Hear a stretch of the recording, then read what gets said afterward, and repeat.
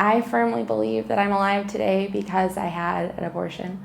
I got married really young to someone who was, I guess, manipulative, and it turned out to be a mean drunk.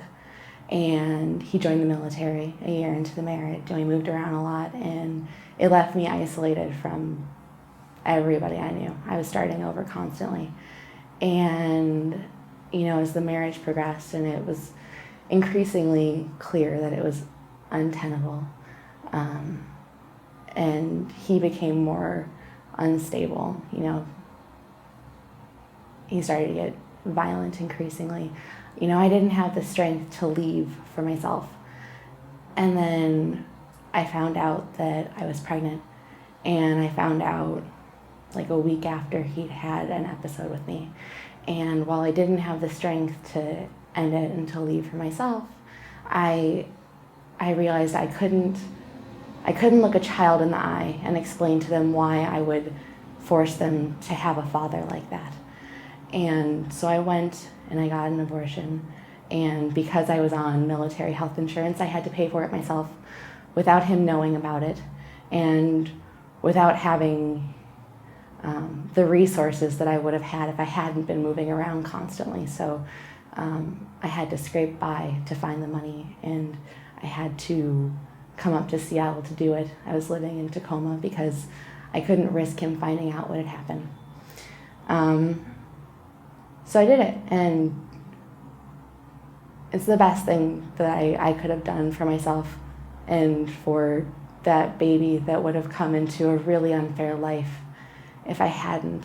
And I'm so thankful that despite the challenges, I had probably much easier access. Before we were living here, we were living in Texas, and so I can't imagine what it would have been like if we had been down there when I found out I was pregnant. And every day since I've left, I'm so thankful that I did it and that I had the access to do it, and that there isn't a child that I have to worry about, being hit because he got drunk, or, shielding from the kind of anger that I didn't have the strength to get away from for myself.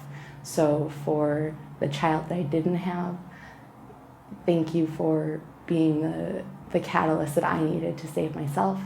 Thank you to the doctor that made it possible, and to the politicians who would prevent the access that I had.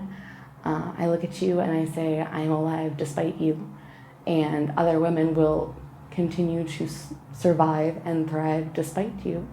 And you can't take away our right to be here and to be in control of ourselves and to know what's best for the future of the child that we choose to have or we choose not to have.